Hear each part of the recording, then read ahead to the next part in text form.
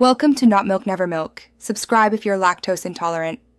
You start by confirming physical links and credentials.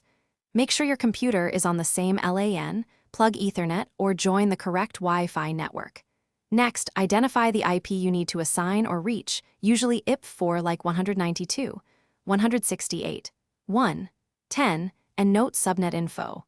Once done, open network settings on your computer and prepare to edit the adapter or connection properties. This immediate start avoids guesswork and gets you into configuration without unnecessary steps.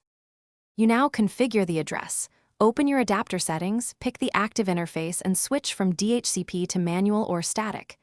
Enter the IP address matching the subnet mask and gateway for your network. This ensures proper routing. Add DNS servers so names resolve. For example, use 8, 8, 8, 8 and 1, 1, 1, 1. Once entered, apply and restart the adapter or reconnect Wi-Fi. Make sure to verify the assigned address with an ipconfig or ifconfig command so you confirm success. You finish by verifying connectivity. Use ping to test the gateway and target IP. Successful replies show the link is live. If you get timeouts, check the firewall and ensure the interface is enabled. Make sure no other device uses the same IP. Address conflicts cause intermittent failures. If problems persist, switch back to DHCP to regain access, then choose another static IP from the router's available range. One tip: reboot the router after changes to clear stale leases.